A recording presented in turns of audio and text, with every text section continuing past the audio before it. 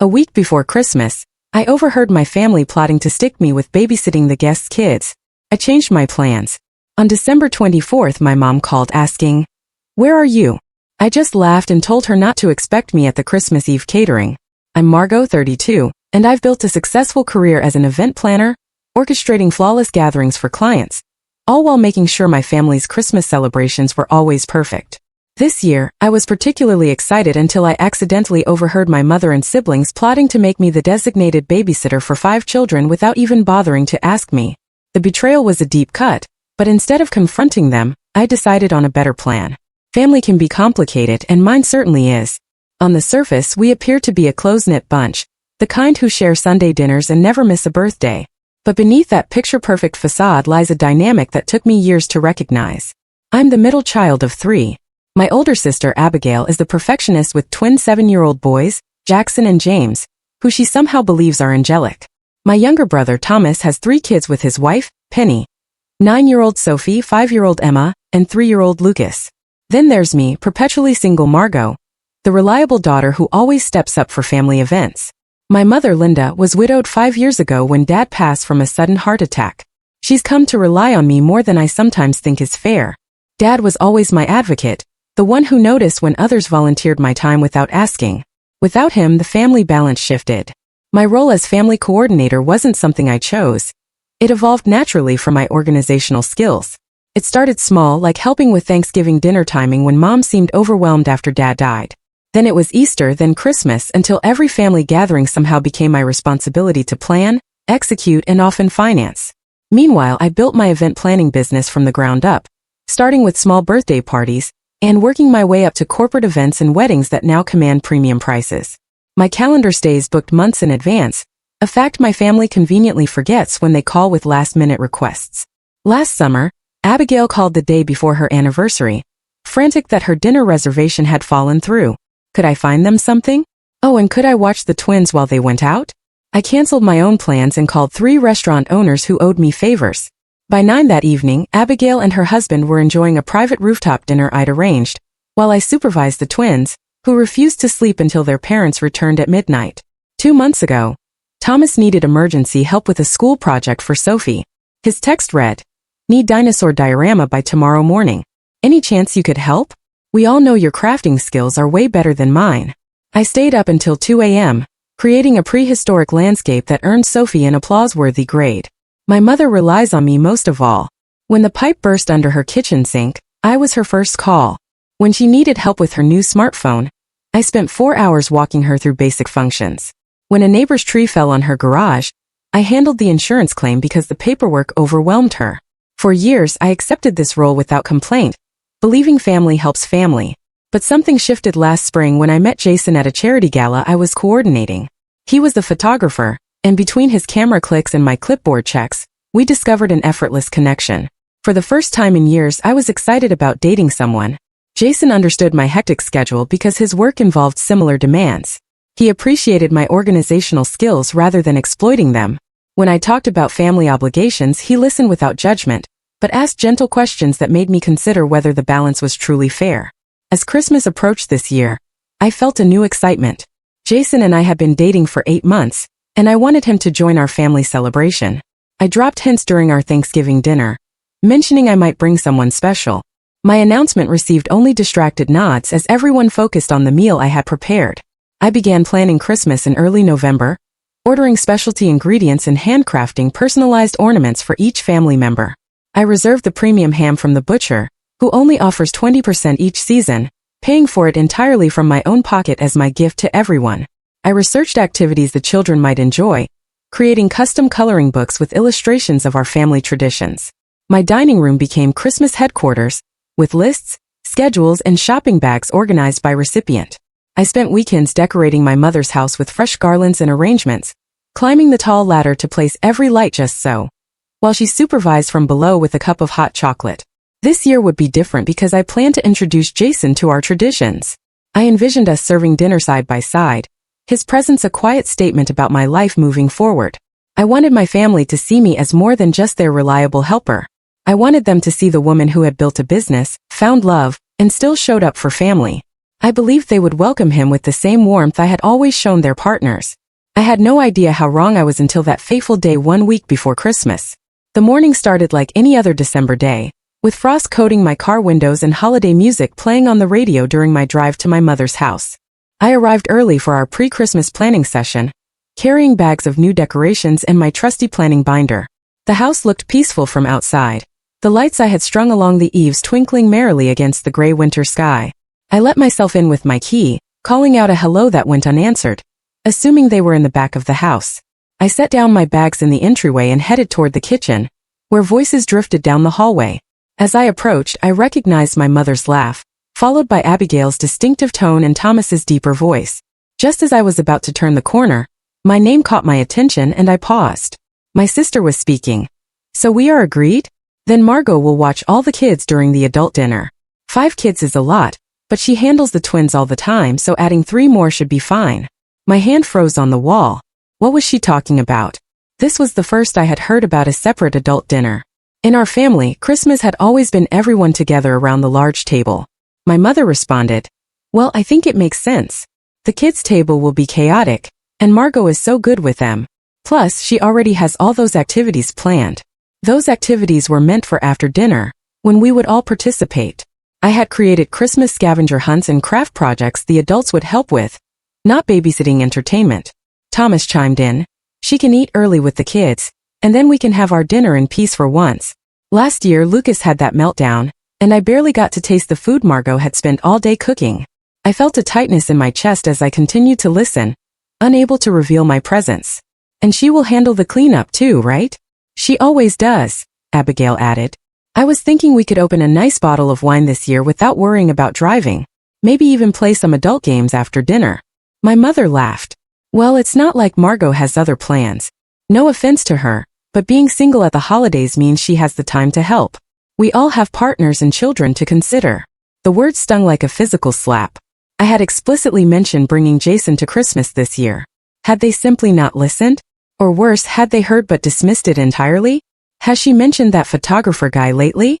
Thomas asked. "I thought that fizzled out months ago." "Oh, that was never serious," my mother dismissed. "Margot focuses too much on work for relationships to last. Remember that accountant a few years back? Same thing. My relationship history was now being dissected in my absence, with completely inaccurate information. The accountant had moved across the country for a job. We had parted on good terms, and Jason was very much still in my life, something they would know if they ever asked about my personal life. "Well, it works out perfectly for us," Abigail continued. "She can entertain the kids from 4 p.m. onward. I'll tell the twins to save their new toy demonstrations for Aunt Margot. And she will handle the Santa duties too, right?" Thomas asked, wrapping the final gifts and arranging them under the tree after the kids go to sleep. "Of course," my mother confirmed. "Margot always does that. And the Christmas breakfast the next morning. Remember how she made those snowman pancakes last year? The kids adored those." I stood frozen in the hallway, my mind racing to catalog all the assumptions being made about my time. Not once had anyone asked if I was willing to take on these roles. Not once had they considered I might have my own plans or desires for the holiday. "It's really convenient having an event planner in the family," Abigail laughed. "Free childcare and catering all in one." Their laughter echoed in my ears as I silently backed away from the kitchen doorway. With careful, quiet movements, I collected my bags from the entryway and slipped out the front door without making a sound. They never even knew I had been there. The drive home passed in a blur, windshield wipers keeping time with my racing thoughts. Tears threatened but didn't fall as anger began to replace the initial shock. I had spent years bending over backward to create perfect family moments. And this was how they saw me, as the convenient single woman with nothing better to do than serve their needs. As I pulled into my driveway, the first option that occurred to me was simply canceling Christmas entirely. I could claim a work emergency or even just tell them the truth about what I had overheard. But the thought of the confrontation, the defensive responses, the inevitability of being labeled oversensitive, made me hesitate. Inside my house, I stared at the Christmas command center I had created in my dining room. Personalized gifts wrapped with handmade bows, recipe cards organized by preparation time, handcrafted decorations for each family member, hours and hours of work, not to mention the thousands of dollars already invested in making their holiday special. All while they planned to relegate me to the kids' table without even asking. I sank onto my couch. The weight of years of similar treatment suddenly crystallized in my mind. The birthdays where my gift was offering to babysit. The family vacations where I somehow always ended up watching the children at the hotel pool, while everyone else enjoyed excursions. The countless times I rearranged my schedule because Margot is so flexible with her time. The pattern was painfully clear now. I wasn't seen as having a life of equal value to theirs. My time was considered communal property, available for their convenience. As this realization washed over me, I knew something had to change. That evening I sat in my darkened living room, surrounded by the gentle glow of Christmas lights, nursing a glass of wine, and cycling through emotions. Anger gave way to hurt, then to resignation, then back to anger in an exhausting loop. My phone buzzed periodically with texts from my mother asking where I had disappeared to, but I couldn't bring myself to respond yet. I considered my options. Direct confrontation seemed the most straightforward approach. I could call a family meeting, explain what I had overheard, and express my feelings about being taken for granted. But experience told me how that would go. Abigail would become defensive, claiming I was overreacting. Thomas would look uncomfortable and say little. My mother would tear up and remind me how difficult the holidays had been since Dad died, effectively shifting the conversation to her grief rather than my concerns. Another option was simply accepting the role they had assigned me. I had done it countless times before. I could swallow my disappointment, cancel my plans with Jason, and fulfill their expectations. The path of least resistance was well worn in our family dynamics. The third option was withdrawing completely. I could cancel Christmas, claim illness or a work emergency, and avoid the whole situation, but that felt like running away, and it would only postpone the inevitable confrontation about family expectations. At 9:30, my phone rang with my best friend Sophia's familiar tone. I had texted her earlier with a vague message about family drama, and she was calling to check in. Sophia had known me since college and understood my family dynamic better than anyone. "They did what?" she exclaimed after I recounted what I had overheard. "Without even asking you? That is beyond inconsiderate, Margot. It's downright disrespectful." Her validation loosened something in my chest. "I know, but this is how it always goes. They assume I'll handle everything because I always have. Because you are capable and generous," Sophia corrected. "Not because you are their personal assistant." "What does Jason say about all this?" "I haven't told him yet," I admitted. "We had plans to spend Christmas Eve together before joining my family on Christmas Day. Now I don't know what to do." "What do you want to do?" Sophia asked, cutting through my confusion with her characteristic directness. The question hung in the air as I considered what I truly wanted. Not what would cause the least conflict or what would fulfill my family's expectations, but what would honor my own needs and boundaries. "I want to be valued," I said finally. "I want them to recognize that my time and effort matter. I want to spend Christmas with people who see me as a whole person, not just a convenient resource." Even as I spoke, a plan began forming in my mind. It started as a small spark of possibility that grew with each passing second. I was, after all, a professional event planner. I specialized in creating experiences and solving logistical challenges. "Sophia," I said slowly, "what if I just wasn't there?" "You mean cancel altogether?" "No, I mean what if I created a different Christmas for myself this year? What if, instead of showing up to be their babysitter, I went somewhere else? Somewhere wonderful." I could almost hear Sophia's smile through the phone. "Now that sounds more like the Margot I know. What are you thinking?" As we talked, the plan took shape. I remembered a client mentioning a last-minute cancellation at a luxury resort in the Caribbean. As an event planner, I had contacts at venues across the country and beyond. With a few calls, I could probably secure a reservation even during the holiday rush. I could be on a beach on Christmas Day, I mused, the image growing more appealing by the second. No cooking, no cleaning, no wrapping presents at midnight. "Do it," Sophia encouraged. "Book it tomorrow. You deserve a break." After ending the call with Sophia, I opened my laptop and began researching options. The resort my client had mentioned was indeed available, having had a cancellation for their premium oceanfront suite. The price was steep, but I had been saving for a kitchen renovation that could wait. This was an investment in something more important, my self-respect.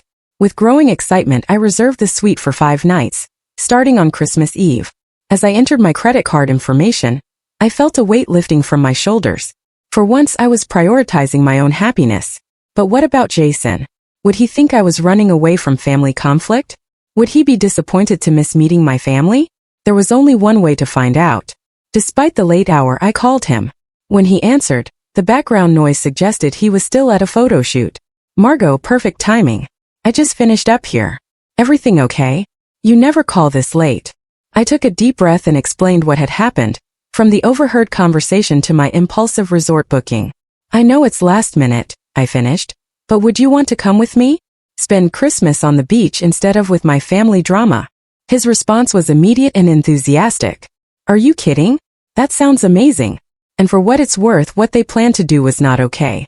You deserve better treatment than that. His support solidified my resolve. There's one more thing I want to do, I told him. I still want to handle the catering arrangements for my family. That's very generous of you considering everything, he said, sounding slightly confused. Well, I replied, a smile spreading across my face, I have something very specific in mind. The next morning I called Dukas, the upscale catering company I frequently collaborated with for corporate events. The owner, Anthony, was surprised to hear from me so close to Christmas. Margot, what can I do for you? Emergency client situation. Actually, Anthony, this is a personal request. I need a special Christmas dinner delivered to my mother's house, but with some very specific parameters. We discussed my requirements. An elegant adult dinner with wine pairings for 5 adults and a separate kid-friendly meal clearly labeled for children under 10. I specified that all dishes should be completely prepared, requiring only minimal heating, with detailed instructions even a cooking novice could follow. No problem at all, Anthony assured me. We can deliver everything at 4 p.m. on Christmas Day. Will you be there to receive it? No, I replied, feeling a thrill of satisfaction. I will be out of town. They will need to handle it themselves for once. With the catering arranged and the vacation booked, my plan was taking shape. I would give my family exactly what they wanted at Christmas without my interference, but on terms they never expected. Sometimes the best gift is the opportunity to appreciate what you have taken for granted. For the next few days, I maintained the illusion that everything was proceeding according to plan. When my mother called to ask why I had missed our planning session, I fabricated a story about an emergency with a client's holiday party. She accepted this without question.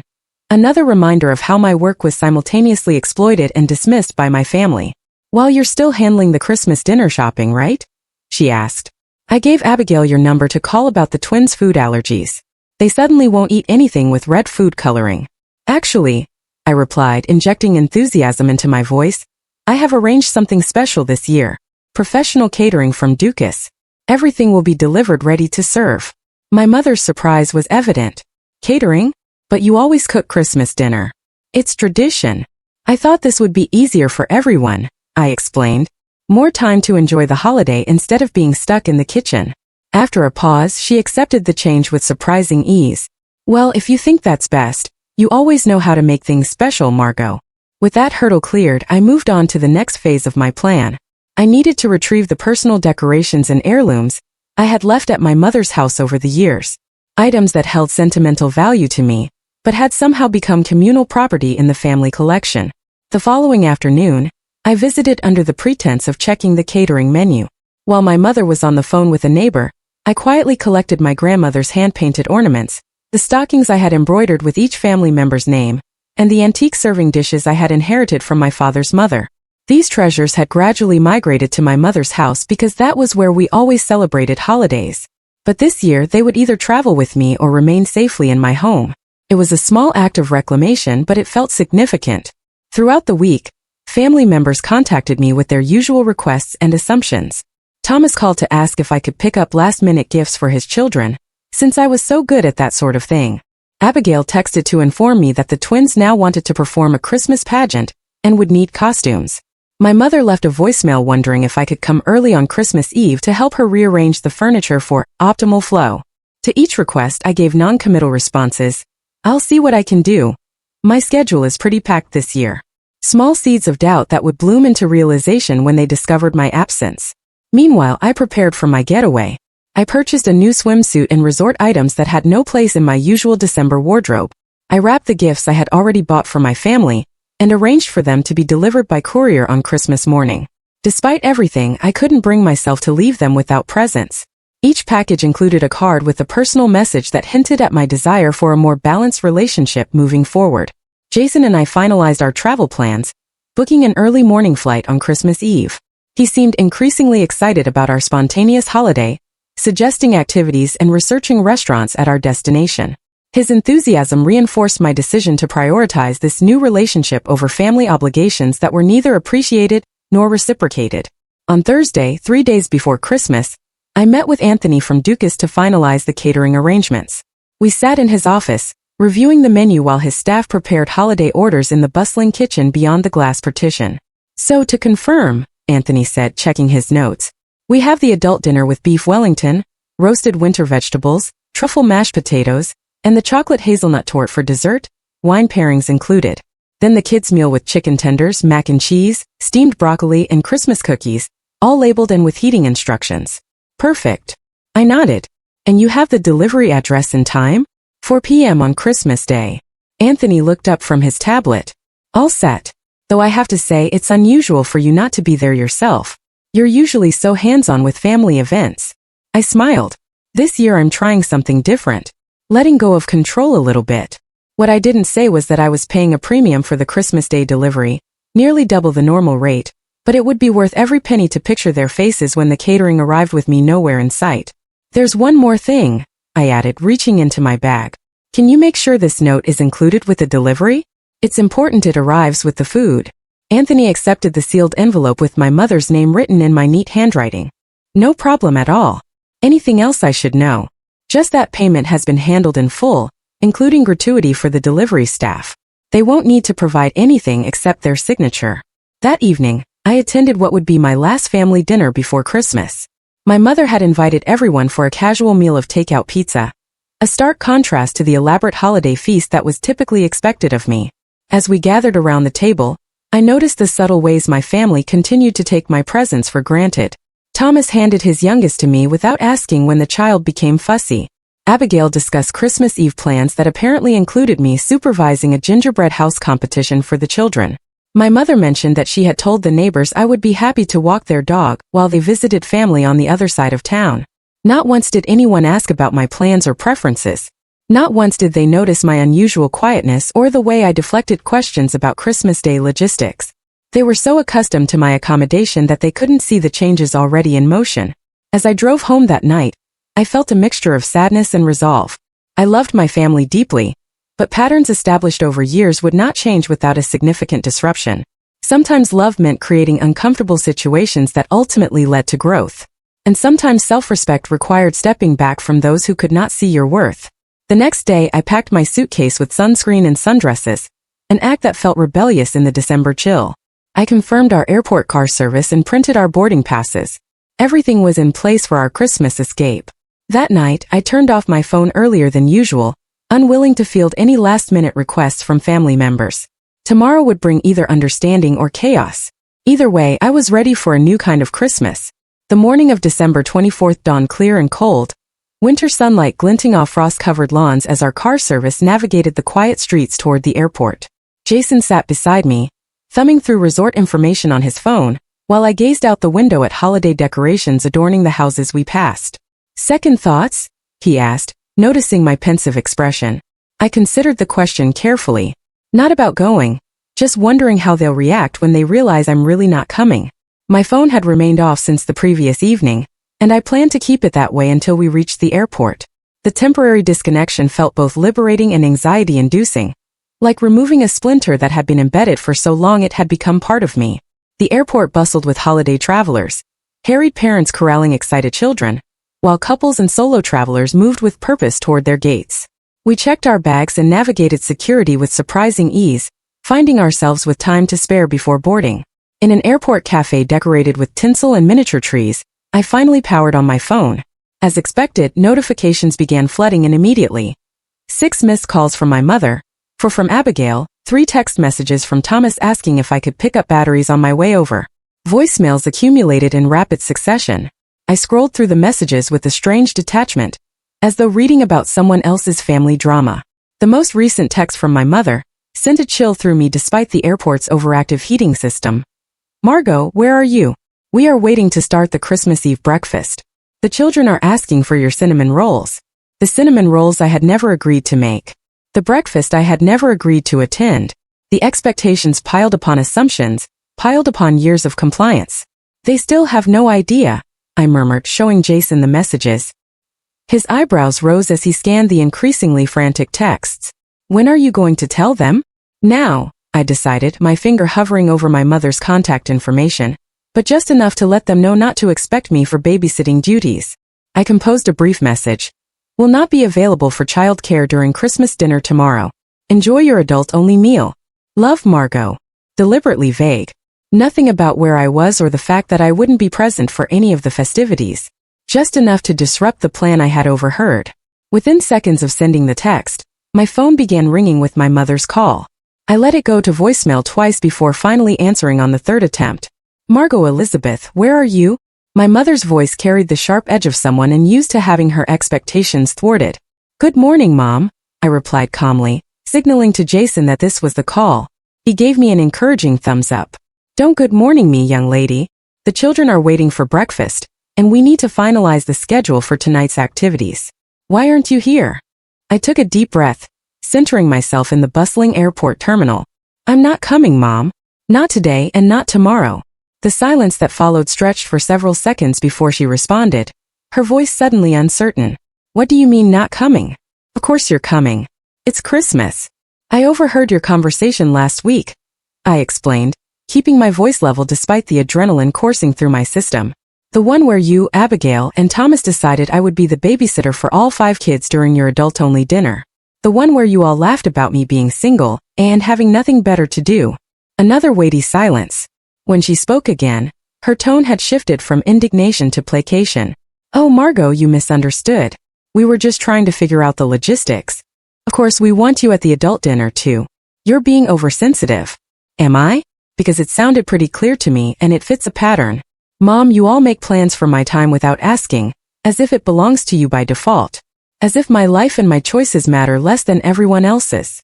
That's ridiculous, she protested, but with less conviction. Where are you now? Just come over and we can discuss this in person. I'm at the airport, I replied, watching as our flight began the boarding process. My flight leaves in 30 minutes. Airport. Her voice rose in pitch. What flight? Where are you going? On vacation with Jason, the photographer you all assumed I was no longer seeing. On Christmas Eve. Margot, you cannot be serious. What about dinner tomorrow? What about the children's presents? What about all the traditions you always handle? The boarding announcement echoed through the terminal, calling our group to the gate. That's the thing, Mom. They became my responsibility without anyone asking if I wanted that role. This year, I'm choosing something different. Her tone shifted again, this time to barely contain panic. But what about dinner? I haven't prepared anything. I thought you were handling everything like always. The catering will be delivered at 4 tomorrow, I explained. Everything is paid for with detailed instructions. Adult dinner for 5, kids' meals clearly labeled. All you have to do is heat and serve according to the directions. Catering? She repeated as though the word was foreign. But that's not the same as a home-cooked meal. The children will be so disappointed. The children will be fine with chicken tenders and Christmas cookies, I assured her. And you adults will enjoy your beef Wellington and wine pairings without having to worry about childcare. After all, that was the plan, wasn't it? Just without me in the picture. Our row was called for boarding, and Jason gestured toward the gate. I nodded, gathering my carry-on bag. I have to go now, Mom. Our flight is boarding. Margot, wait. The desperation in her voice was unmistakable now. You cannot just leave. What are we supposed to do without you? The question hung between us, heavy with unintended revelation. What were they supposed to do without me?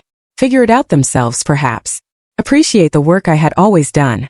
Maybe recognize my absence as the consequence of their actions. Hopefully you'll manage, I said gently. The food will be delivered. The presents for the children are wrapped and labeled in the guest room closet. Detailed instructions for everything are in the binder on the kitchen counter.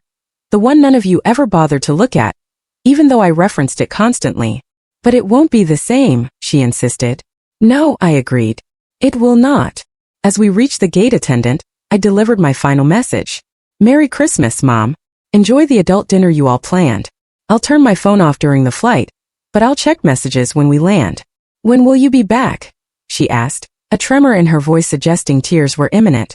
After New Year's, I replied. We can talk then. Before she could respond, I ended the call and switched my phone to airplane mode. As Jason and I found our seats on the plane, I felt a complex mixture of emotions. Guilt at disrupting the family holiday, anxiety about the confrontation to come, but underlying it all, a profound sense of liberation. The plane taxied down the runway as the flight attendant delivered the safety briefing. As we took off, ascending through clouds into clear blue skies, I mentally shed the weight of expectations I had carried for far too long. Whatever awaited me upon return, I had finally advocated for my own worth in the family equation. Jason squeezed my hand as the seatbelt sign dinged off. "You okay?" I turned to him with a smile that felt more genuine than any I had managed in weeks. "I am now. Merry Christmas to us." As our plane soared south toward sunshine and new traditions, I left behind the snow, the family drama, and years of unreciprocated accommodation. For once, Christmas would be about joy rather than obligation. And perhaps when the dust settled, my family would understand why this stand had been necessary all along. Christmas morning broke with golden sunshine streaming through the curtains of our oceanfront suite, a stark contrast to the snow-covered landscape I had left behind. I padded onto the balcony, coffee in hand, watching early morning swimmers brave the gentle waves while palm trees swayed in the breeze. The peaceful scene bore no resemblance to what would normally be happening at my mother's house. Children racing downstairs at dawn, adults struggling to function without caffeine, and me orchestrating the carefully timed chaos of present opening and breakfast preparation. Jason joined me on the balcony, wrapping his arms around my waist. "Merry Christmas. Any regrets about being here instead of there?" I considered the question seriously. Surprisingly, no. I miss the good parts, of course. The children's excitement, the moment when everyone opens the perfect gift I found for them. But the relief of not being responsible for everyone's happiness today outweighs all of that. We spent the morning exchanging the small gifts we had brought along, enjoying a luxurious breakfast delivered by room service, and walking along the shore, collecting shells. The resort had decorated palm trees with twinkling lights and red bows, a whimsical tropical take on Christmas that charmed me. At precisely noon, as we lounged by the pool, sipping fruity drinks garnished with tiny umbrellas, I checked my phone for the first time since our flight had landed the previous evening. The onslaught of notifications made my stomach tighten with anxiety, but I forced myself to methodically work through them. 27 missed calls, 42 text messages, 13 voicemails. My family had not taken my absence lightly. I started with the earliest messages, tracking the progression of reactions as Christmas Eve had unfolded without me. The initial text from my mother oscillated between guilt trips, "The children are so disappointed," and angry accusations, "I cannot believe you would abandon us like this." Abigail's messages were predictably self-centered. "How am I supposed to manage the twins' behavior during dinner without your help?" While Thomas's showed surprising insight, "We really messed up, didn't we?" The voicemails told a similar story, with my mother's voice growing increasingly frantic as she realized I truly wasn't going to appear and save the day. The last message from Christmas Eve, timestamped 1:14 p.m., captured her vulnerable admission. "I don't know how to do this without you, Margot. I've always relied on you to make Christmas happen." That was the crux of it. I had become so essential to their holiday experience that my absence created a vacuum no one was prepared to fill. But that dependence had come at the cost of my own holiday joy, a price I was no longer willing to pay. The Christmas Day messages began early, with Abigail's 7:12 a.m. text capturing the family chaos in real time. "The twins are fighting over who gets to open the first present, and Mom is crying in the bathroom. This is a disaster, and it's your fault." By mid-morning, the tone had shifted. Thomas sent a surprisingly reflective message. "I get it now. We've been taking you for granted for years. I'm sorry for my part in that. The kids miss you, but I told them Aunt Margot needed a vacation too. Merry Christmas wherever you are." My mother's Christmas morning voicemail was tearful but less accusatory. "The caterers are coming at 4. I found your binder with all the instructions. I never realized how much work you put into planning everything. Please call when you can." The most surprising message came from Abigail around 11 a.m. "So I had to handle the twins' meltdown by myself this morning, when they couldn't find the special chocolate Santa stockings you always make. And you know what? I realized I've never had to deal with their Christmas morning behavior, because you've always stepped in. That's not fair to you. It's taken your dramatic exit for me to see that. Still mad you didn't tell us directly, but starting to understand why." As I scrolled through the messages, a weight lifted from my shoulders. They were beginning to understand. The disruption I had caused was uncomfortable but necessary, forcing them to recognize patterns that had been invisible when I was complying with them. Jason noticed my small smile as I set down the phone. "Good news, progress," I replied. "They're upset, but they're also starting to get it. Thomas actually apologized." "Are you going to call them?" he asked. I shook my head. "Not yet. I think they need a little more time with the discomfort. And honestly, so do I. This is the first Christmas in years where I'm not constantly checking if everyone else is happy. We spent the afternoon on a snorkeling excursion, the colorful fish and coral formations providing a welcome distraction from family dynamics. Returning to our room to prepare for the special Christmas dinner at the resort's oceanfront restaurant, I checked my phone again. New messages had arrived, most notably from my mother. At 4:37 p.m., the catering just arrived. Everything is beautifully packaged with instructions even I can follow. The note you left made me cry. You're right that we've taken advantage of your generosity. I'm so sorry, Margot. Please call when you're ready. I hadn't expected such a quick acknowledgement of the problem. Typically, my family required multiple conversations and considerable time to accept responsibility for hurtful behavior. Perhaps my absence had created space for reflection that my presence never allowed. At 5:45 p.m., Abigail sent a photo of the elegantly plated adult dinner with the caption, "This is delicious but doesn't taste as good without you here. The kids are actually behaving with their special meal. You thought of everything, even in your absence." The messages continued through the evening. Thomas sent a video of all 5 children singing a Christmas carol they had apparently practiced as a surprise for me. My mother texted a picture of the family gathered around the tree with a visibly empty space where I would normally sit. By the time Jason and I returned from our candlelit Christmas dinner, I felt emotionally ready to respond. Not with a call, which might devolve into tearful demands for my return, but with a group message that clearly articulated my feelings. I composed the message carefully. "Merry Christmas, everyone. I'm safe and doing well. I needed this time away to process how I've been feeling for years. When I overheard you planning to use me as the default babysitter without even asking, it crystallized a pattern that's been happening for too long. My time, my efforts, and my presence have been taken for granted. I've been treated as a resource rather than a person with my own needs and desires. I love you all, but I needed you to experience a Christmas without my constant accommodation to understand its true cost. I'm glad the catering worked out and that you're making the best of things. We'll talk when I return, but moving forward things need to change. I deserve the same consideration and respect that each of you expects. Enjoy the rest of the holiday. See you in the new year. P.S. Jason says hello. He would have loved to meet you all under different circumstances." After sending the message, I turned off notifications and placed my phone on the nightstand. Whatever responses came through could wait until morning. Tonight was for watching the moonlight on the ocean and appreciating the gift I had given myself. The freedom to prioritize my own happiness. As we fell asleep to the sound of waves outside our window, I felt a sense of peace that had been missing from Christmas for years. Sometimes the most loving thing you can do for both yourself and others is to step away and create space for change. My family's initial reactions suggested they were capable of the growth I hoped for, but only time would tell if this disruption would lead to lasting transformation in our dynamics. Either way, I had taken the first crucial step toward a more balanced relationship with the people I loved, and that was a Christmas gift worth celebrating. 3 weeks after Christmas, I unlocked the door to my condo, wheeling my suitcase across the threshold into the familiar space that somehow felt different after my time away. The extended vacation with Jason had transformed into an exploration of local culture beyond the resort boundaries, with impromptu day trips to coastal villages and evenings, sampling regional cuisine at restaurants where tourists rarely ventured. The experience had been restorative in ways I hadn't anticipated, providing not just an escape from family obligations, but a rediscovery of my own curiosity and spontaneity. The first family gathering after my return was scheduled for the following Sunday, a birthday celebration for my nephew Lucas.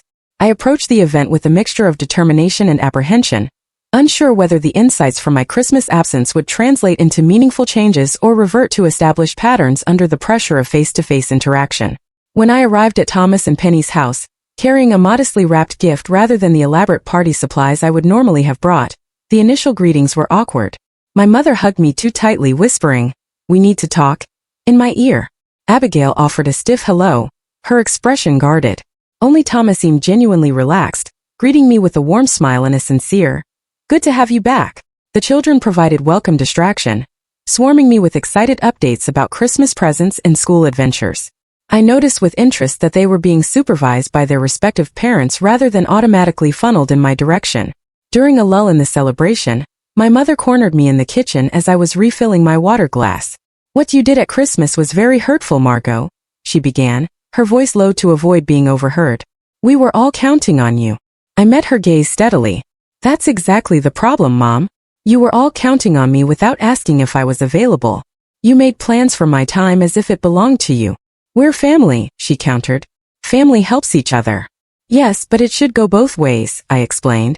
When was the last time someone in this family asked what they could do to help me? When was the last time anyone considered that I might have my own plans or preferences for the holidays? Her brow furrowed as she considered my questions. After a moment, her shoulders sagged slightly. I can't remember, she admitted. I guess we've gotten used to you always being the one who handles everything. That's not fair to any of us, I said gently. It's not fair to me to always be the giver, and it's not fair to you to always be the takers. I want a more balanced relationship. Tears welled in her eyes. I've been thinking about it since Christmas. After your father died, I leaned on you so heavily. It was easier to keep doing that than to figure out how to stand on my own. I'm sorry, Margot. I didn't see how much I was asking of you. Her acknowledgement, so different from the defensive response I had expected, caught me off guard. Thank you for saying that, Mom. I want to do better, she continued, wiping away a tear. I don't want to lose you because I've been selfish. We spoke for nearly 30 minutes, delving into years of accumulated expectations and unexamined patterns. For the first time, I felt truly heard as I expressed how isolating it had been to always prioritize everyone else's needs above my own. And for the first time, I saw my mother as someone working through her own struggles, rather than simply imposing demands on my time. Later in the afternoon, Abigail approached me on the back porch where I had stepped out for a moment of quiet. That was quite a stunt you pulled at Christmas, she said, her tone deliberately light, though her eyes remained serious. It wasn't a stunt, I corrected. It was a boundary. She sipped her drink, considering my words. The twins asked about you every day. Where's Aunt Margot? Why isn't she here? She paused. I didn't have a good answer because saying we took advantage of her until she'd had enough didn't seem appropriate for a 5-year-old. Despite myself, I laughed. What did you tell them? That sometimes adults need vacations too, and that we should have been more thoughtful about your time. She met my gaze directly. I was angry at first. It felt like you'd abandoned us when we needed you. But then I had to deal with the Christmas morning meltdowns myself, and the bedtime tantrums, and all the little crises you usually smooth over without anyone noticing. And I prompted when she fell silent. And I realized, we've been using you as a convenient safety valve. Whenever parenting gets hard, we hand the problem to Aunt Margot. She shook her head. That's not fair, and it's not good for the kids either. They need to see their parents handling challenges, not outsourcing the hard parts. Her insight surprised me. Of all my family members, I had expected Abigail to be the most resistant to change. Thank you for saying that, I said sincerely. I love the twins and want to be part of their lives. I just don't want to be the default solution to every problem. Understood. She nodded. So tell me about this, Jason. Is it serious? The shift to personal interest in my life, rather than what I could do for her, marked another small step forward. We talked about my relationship and her career challenges, engaging as sisters rather than as service provider and client. Thomas proved to be my strongest ally in the family's adjustment process. During dinner, he deliberately redirected conversations when they veered toward assumptions about my availability. When our mother mentioned that she needed help reorganizing her garage in the spring, Thomas interjected, "Maybe we could all set aside a Saturday to tackle that together, if Margot is available." The emphasis on my choice and the suggestion of shared responsibility felt revolutionary in our family context. As weeks turned into months, the changes solidified into new patterns. Family gatherings became collaborative efforts, rather than my sole responsibility. Text messages began with, "Are you available to help with?" rather than, "I need you to handle." My mother started taking community classes to build her own social network, rather than relying exclusively on her children for companionship. My relationship with Jason flourished in the healthier environment I had created by establishing boundaries. He joined several family gatherings where he was welcomed with genuine interest rather than the perfunctory acknowledgement I had feared. His outside perspective helped me recognize when old patterns threatened to resurface, and his support reinforced my commitment to maintaining a balanced relationship with my family. By the following Christmas, the transformation was remarkable. Planning began with a family meeting in November, where responsibilities were divided equally among all adult members. My mother hosted, Thomas handled the children's activities, Abigail managed the gift exchange, and I coordinated the meal, but with significant contributions from everyone. On Christmas Eve, as we all gathered in my mother's living room with carols playing softly and children excitedly arranging cookies for Santa, I found myself experiencing the holiday joy that had been missing for years. Without the burden of sole responsibility, I could be present in the moment, appreciating the connections that had always been the true purpose of our gatherings. Best Christmas ever, Jason whispered as we watched the family scene unfold. Because I'm not exhausted from making it perfect for everyone else, I agreed. Later that evening, as the children finally settled into sleep, and the adults enjoyed a quiet moment around the tree, my mother raised her glass in a toast. To Margot, she said, her eyes meeting mine with understanding, who taught us that loving someone means respecting their boundaries, not just accepting their sacrifices. Thank you for having the courage to show us a better way to be family. The journey hadn't been easy. There had been moments of regression, uncomfortable conversations, and the challenging work of establishing new expectations. But the result was worth every difficult moment. A family that functioned through mutual respect rather than convenient exploitation, and relationships that nourished rather than depleted. As I looked around at the faces of those I loved, I understood that sometimes the greatest act of love is standing up for your own worth. In doing so, you create the possibility for relationships built on mutual care, rather than imbalanced obligation. The empty chair I had left the previous Christmas had made space for growth that benefited everyone. If you've ever found yourself constantly giving while receiving little in return, remember that setting boundaries isn't selfish. It's essential. Your time, your effort, and your presence are valuable gifts that deserve to be recognized and appreciated. Those who truly love you will rise to meet the standard you set. Have you ever had to establish boundaries with loved ones who were taking you for granted? This story, whispered into the void of human experience, is more than just a tale. It's an awakening, a glimpse into fractured realities and veiled emotions. Every word connects us across the vast, unseen web of human experience, stirring fears, desires, and hopes. This digital confession, anonymously shared, becomes part of your own narrative, igniting an undeniable curiosity to know what lies beyond. If this story resonated with you, if it sparked a thought or a memory, then honor that connection. Like this video if it moved you, subscribe to join a community of seekers, and ring the bell to be among the first to greet the next confession. Here we don't just tell stories, we summon them, becoming vessels for the forgotten, the hidden, and the unspoken. You, dear viewer, are now part of this ritual. So until the next tale finds you, keep your senses sharp, your heart open, and never stop chasing the whispers in the silence. Thanks for watching. Take care. This story and countless others shared daily online reminds us that life's journey is unique for everyone. By hearing different perspectives, we learn, grow, and connect. If you enjoyed this video, please share it and leave your feedback. Your thoughts are invaluable and help us create content that brightens minds and offers new ideas. We hope to continue sharing stories that help us all learn and grow together. Thank you for your time, and don't forget to like and follow for more thought-provoking and heartwarming stories. Your support keeps us going. Until next time, stay curious,